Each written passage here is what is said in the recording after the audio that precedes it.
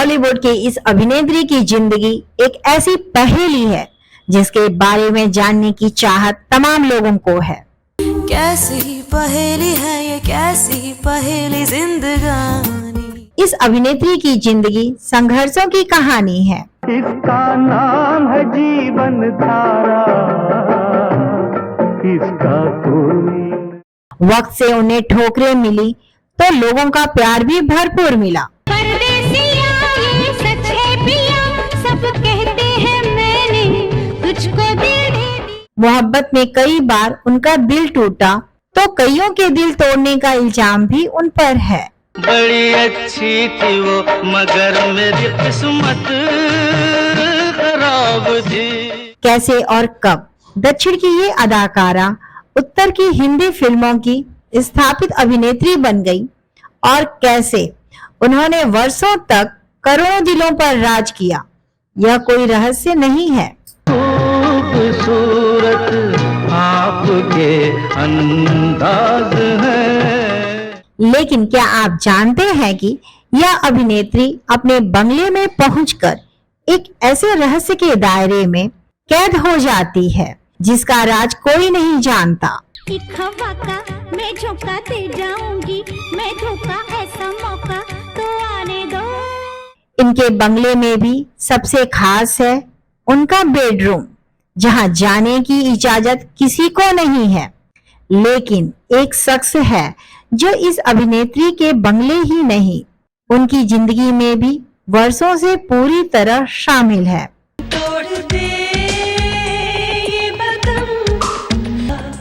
कौन है वो शख्स और कितने गहरे हैं उसके इस सदाबहार व हर दिल अजीज अदाकारा से संबंध जानेंगे और भी बहुत कुछ। बस बने रहिए हमारे साथ। दोस्तों नमस्कार, मैं हूं सोनी और आप देख रहे हैं सोनी टॉकीज। आज की रात तू मेरा मेहमान है, धड़कनों में तेरे गीत है मिले हुए। क्या कहूँ कि शर्म से है। रैव सिंह रेखा सौंदर्य की देवी, एजलेस ब्यूटी, खूबसूरत, उमराव जान, मैडम एक्स। रेखा के ना जाने कितने अलंकार हैं, कितने उपनाम हैं, शायद उन्हें भी मालूम नहीं होगा। उनकी उम्र 70 के आसपास हो चुकी है, लेकिन आज भी उनकी खूबसूरती जवान अभिनेत्रियों को मात देती है। उन्होंने 70, 80 और 90 के दशक में दर्जनों हिट फिल्मों में काम किया और कई सदाबहार फिल्में दी हैं। बज गई घंटी, हो गई छुट्टी, गया रे बेजगू। रेखा जितनी अपनी अदाओं से लोगों को दीवाना बनाती हैं, उतनी ही दमदार उनकी एक्टिंग भी है। वो अपने करियर के साथ साथ अपनी निजी जिंदगी को लेकर भी काफी चर्चा में रहती हैं। चाहे अभिनेता विनोद मेहरा से उनकी गुपचुप शादी की बात हो या फिर सुपरस्टार अमिताभ बच्चन के साथ उनके अफेयर की। भूल गए रे हर बात, मगर तेरा प्यार नहीं भूल। उद्योगपति मुकेश अग्रवाल की उनसे ऑफिशियल मैरिज और फिर अलगाव के बाद सुसाइड की चर्चा हो या फिर खिलाड़ी अक्षय कुमार के साथ जुड़े उनके नाम की, रेखा कभी लाइमलाइट में रहने का कोई मौका नहीं चूकती।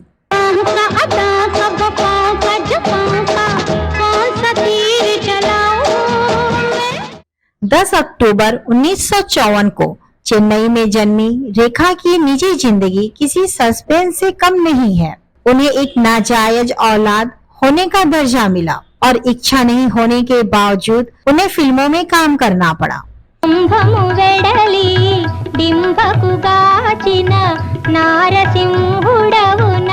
इन माई केस ऐसा नहीं है, मैं कभी नहीं चाहती थी कि मैं एक्ट्रेस बनूं। मुझे तो मार मार के बनाएगा। वो अपने पिता जेमिनी गणेशन से इतनी नफरत करती थी कि उनके अंतिम संस्कार में भी नहीं गईं। उन्होंने कभी एक्टिंग की ट्रेनिंग नहीं ली, लेकिन हैरानी की बात यह रही कि पब्लिक ने बिना मर्जी के पर्दे पर उतरने वाली इस अदाकारा को सुपरस्टार और सेक्स सिंबल का स्टेटस दिया। किसने यहाँ किसको जाना, किसने किसे पहचाना। इतना ही नहीं, रेखा को बेहतरीन अदाकारी के लिए फिल्म फेयर और नेशनल अवार्ड भी मिले। लेकिन इस पब्लिक फिगर की जिंदगी जितनी सार्वजनिक है उतनी ही रहस्यमयी भी है। जब तक सलामत है दम, रखना ज़मीन से जुड़ी कई ऐसी बातें हैं जिनकी सच्चाई कोई नहीं जानता।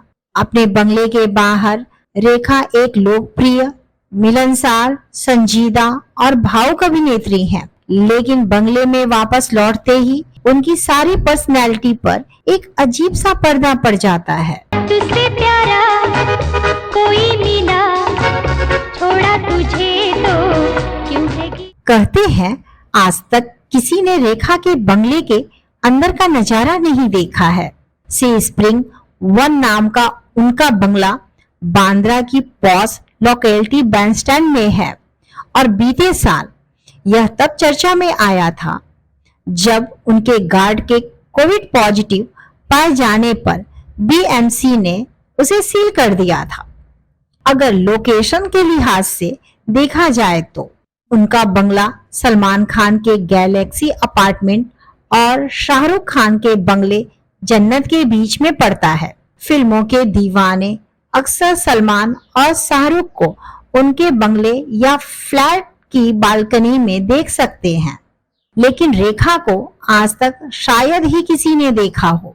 उनके इलाके में 4 दीवारी ऊंची करने की इजाजत नहीं है, लेकिन रेखा ने उस पर बांस का घेरा लगवाया है। उनके बंगले में सबसे रहस्यमयी उनका बेडरूम माना जाता है, जहां जाने की इजाजत किसी को भी नहीं है, घर के नौकरों चाकरों को भी नहीं, सिवाय एक इंसान के जिसका नाम है फरजाना। खालिस मर्दाने कपड़ों में रूखे चेहरे वाले इस शख्स के बारे में मिली जानकारी के मुताबिक वो एक औरत है, लेकिन मर्दों के लिबास में रहना पसंद करती है। फरजाना रेखा की जिंदगी में करीब 3 दशक पहले हेयर ड्रेसर बनकर आई थी। तब भी वो मर्दों वाले कपड़े ही पहनती थी, लेकिन तब उनके चेहरे पर मासूमियत थी। आज वो रेखा की मैनेजर, उनकी पर्सनल असिस्टेंट और सेक्रेटरी सब कुछ है। जितनी रहस्यमयी रेखा की जिंदगी है, उतनी ही रहस्यों से भरी उनकी और फरजाना की दोस्ती है। करवट बदल के रहना भी से तन्हाई तड़पाए। रेखा के साथ उनकी सेक्रेटरी करीब 35 सालों से साए की तरह साथ चलती है। पहले वो एक फ्रीलांस हेयर स्टाइलिस्ट थी, जो कुछ ही दिनों में उनकी पर्सनल स्टाफ में शामिल हो गईं। उन्होंने रेखा की शुरुआती फिल्मों में उनके लुक को बदलने में महत्वपूर्ण भूमिका निभाई। रेखा की अदाकारी में एक अहम रोल उनके मेकअप का रहता था और उसमें भी उनके बदलते हेयर स्टाइल का। ये फरजाना का ही कमाल था कि रेखा का कोई निश्चित हेयर स्टाइल नहीं रहा। हर फिल्म में उसके किरदार और पहनावे के साथ साथ उनका हेयर स्टाइल भी बदल जाता था। यहाँ तक कि जब वो पार्टियों में भी जाती थी तो उनके बालों का अंदाज अनोखा होता था। हालात ऐसे बने कि फरजाना रेखा के साथ एक साए की तरह रहने लगी। इतने सालों में खास बात ये हुई कि रेखा के लगभग सभी पर्सनल स्टाफ बारी बारी उनसे अलग होते गए और सबका रिप्लेसमेंट केवल एक ही होती थी, वो थी फरजाना। वह रेखा की सबसे विश्वास पात्र है और उनकी सेक्रेटरी से लेकर दोस्त तक।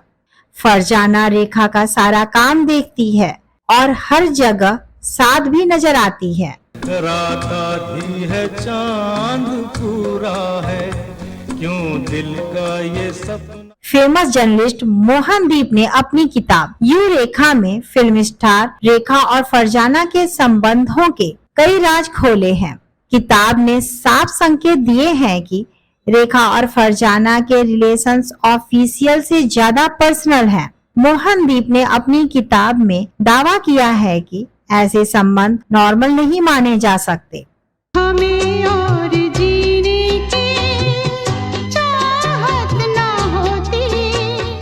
हालांकि फरजाना को कई मौकों पर रेखा के साथ देखा गया है।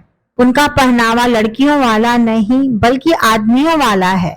किताब के मुताबिक रेखा और उनकी सेक्रेटरी फरजाना के बीच वो रिलेशन है जो एक पति और पत्नी के बीच होते हैं।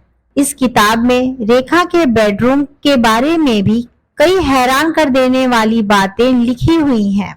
कहा गया है कि रेखा के बेडरूम में कोई नहीं जा सकता, मगर फरजाना को इनके बेडरूम में आने जाने की पूरी तरह से छूट है।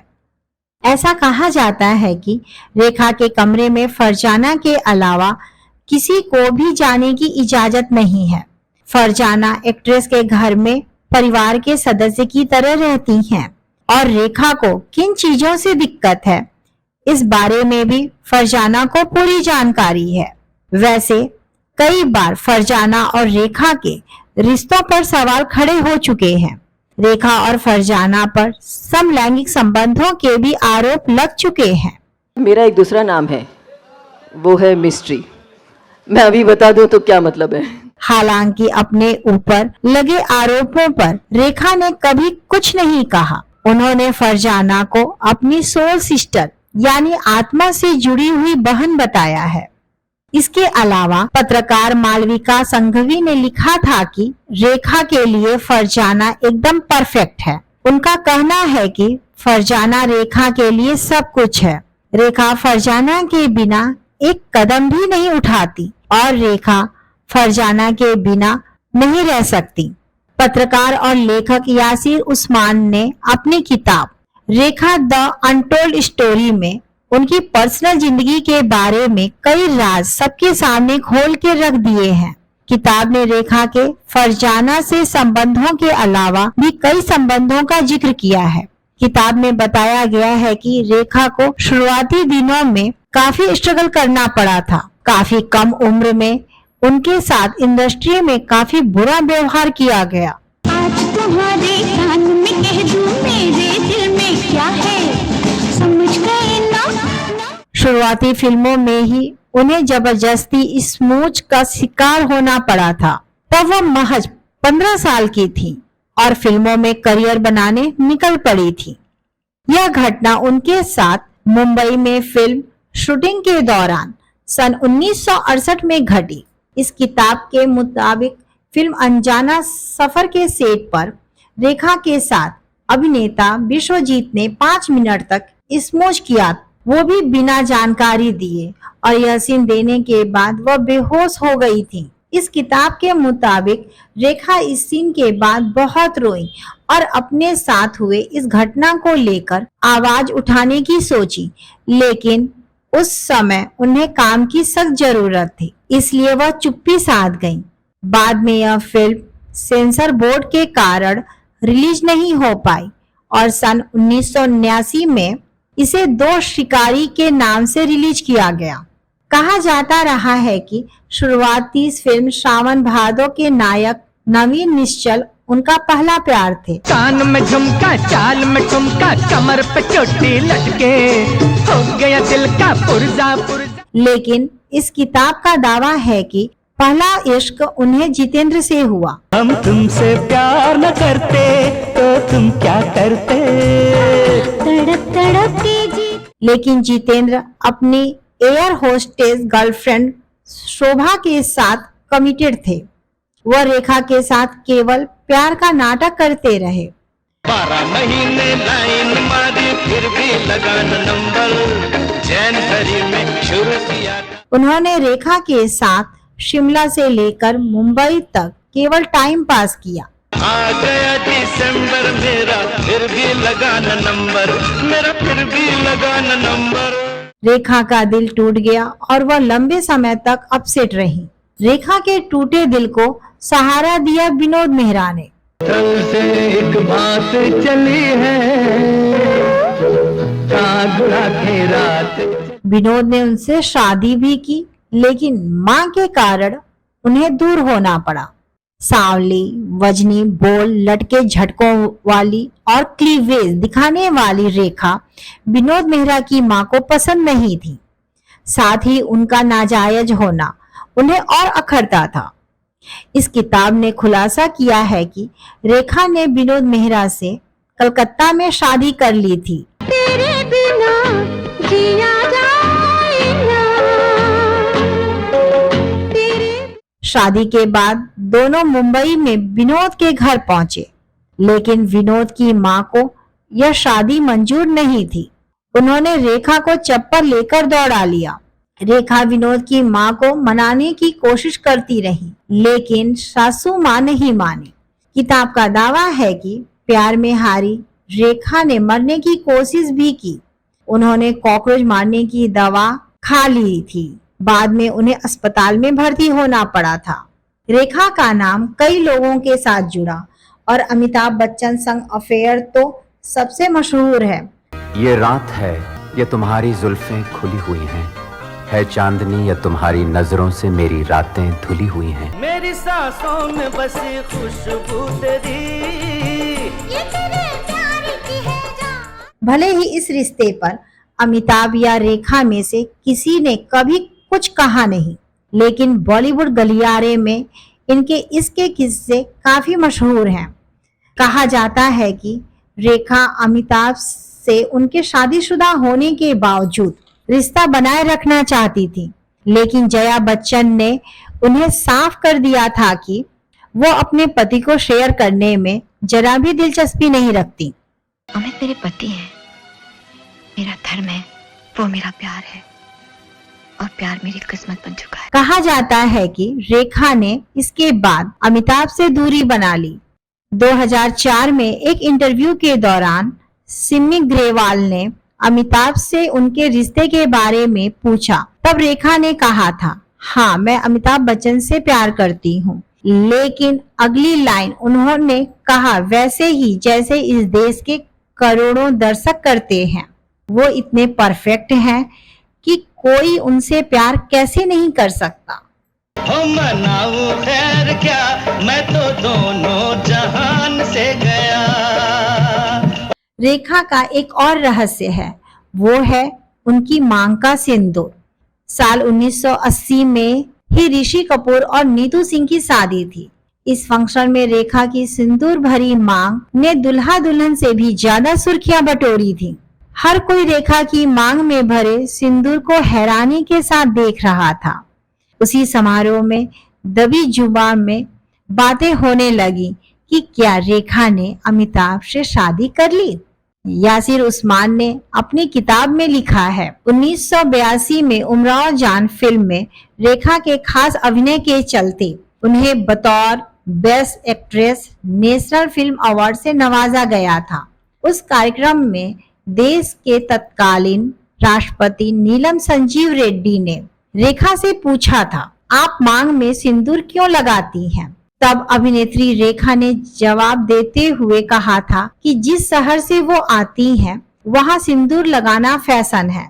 इसके अलावा रेखा ने अपने इंटरव्यू में भी इस सवाल का जवाब दिया था कि वो किसी के नाम का सिंदूर अपनी मांग में नहीं भरती, बल्कि फैशन के तौर पर उसे लगाती हैं। कहता है सिंदूर तेरा, तेरी बिंदिया कहती है। रेखा ने कहा था कि उन पर सिंदूर बहुत अच्छा लगता है, उनके मेकअप के साथ सूट करता है, इसलिए वो इसे लगाना पसंद करती हैं। सन 1990 के मार्च महीने में रेखा की शादी बिजनेसमैन मुकेश अग्रवाल से हुई थी।